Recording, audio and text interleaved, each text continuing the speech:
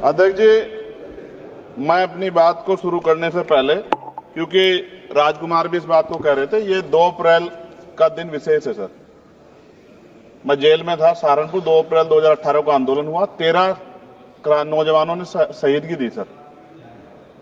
मैं उनको नमन करता हूं सर। और आज फिर 2 अप्रैल है, एक और शहीदगी की तैयारी लग रही। तो मैं उन क्रांतिकारियों को भी आज याद करता हूं जिन्होंने, मुस्लिम क्रांतिकारी जिन्होंने देश की आजादी में योगदान दिया।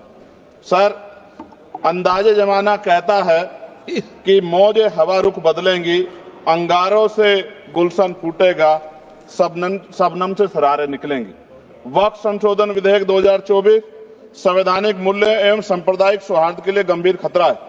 वक्फ संशोधन विधेयक 2024 संवैधानिक अधिकारों, विधिक सिद्धांतों और धार्मिक स्वतंत्रता पर गंभीर आघात है।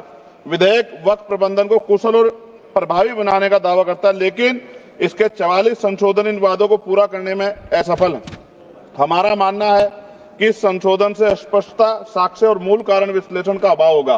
पूर्व संशोधनों का मूल्यांकन नहीं होगा, हितधारकों से परामर्श की पारदर्शिता नहीं होगी, मौलिक अधिकार का उल्लंघन होगा। Article 13, article 14, article 25, article 26, article 50, article 300 सर्वोच्च न्यायालय के निर्णय, स्थापित कानून और इस्लामी सिद्धांत और संविधान की भावना का उल्लंघन होगा। असत्य वादे बनाम वास्तविक प्रभाव, विधेयक सुधार और सशक्तिकरण का दावा करता है, लेकिन वास्तव में धार्मिक संपत्तियों के पुनः वर्गीकरण, जब्ती का प्रावधान संशोधन 39A, ऐतिहासिक मस्जिदों, कब्रिस्तानों को सरकारी संपत्ति घोषित करना, जिससे सांप्रदायिक तनाव पैदा हो सकता है। जिलाधिकारियों को अत्यधिक अधिकार प्राप्त करना, संशोधन 4B। जिलाधिकारी सर सरकार के होते हैं, वो सरकार के हिसाब से काम होते हैं। यहाँ जितने MP बैठे हैं विपक्ष के, इनसे पूछ के देखो कि इनके जिले में क्या हाल है। इनका जिलाधिकारी सुनता नहीं सुनता, MP बैठे हैं, पूछ के देखो विपक्ष से, आपको पता लग जाएगा। सर, धार्मिक विशेषज्ञता या समुदाय की सलाह के बिना निर्णयों से संपत्ति विवाद और विश्वास की कमी उत्पन्न होगी। ट्रिब्यूनल की शक्ति कमजोर करना और मुस्लिम प्रतिनिधित्व हटाना, संशोधन 10B। धार्मिक कानून की त्रुटिपूर्ण व्याख्या और पक्षपाती निर्णय, दानकर्ता इच्छा की उपेक्षा व धार्मिक स्वतंत्रता का हनन, संशोधन 5A। दानकर्ता द्वारा समर्थन वापस, जिससे सामुदायिक संस्था कमजोर हुई। गैर मुस्लिमों द्वारा स्थापित वक्फ सुरक्षा समाप्त करना, संशोधन 104 की समाप्ति। अंतर धार्मिक सौहार्द प्रभावित होगा सर। सदियों पुरानी धार्मिक संपत्तियों पर सीमा अधिनियम लागू करना, संशोधन 27B। कब्जा की गई संपत्तियों की स्थायी हानि, धार्मिक विषयों को दरकिनार कर वक्फ निर्धारण करना, संशोधन 6C। धार्मिक ज्ञान के अभाव में संपत्तियों गलत वर्गीकरण, पंजीकृत वक्फ घोषणाओं को अपराध घोषित करना, संशोधन 312। भय के माहौल में धार्मिक दान में गिरावट, मनमाने सर्वेक्षण को और वर्गीकरण की अनुमति देना, संशोधन 8A। धन्यवाद वकील साहब। सर, अभी पूरा दो जाने दो। सारी धाराएं पढ़ दोगे आप तो? सर, 2 मिनट में खत्म करूंगा और ये इंपॉर्टेंट है सर, मौका दीजिए सर।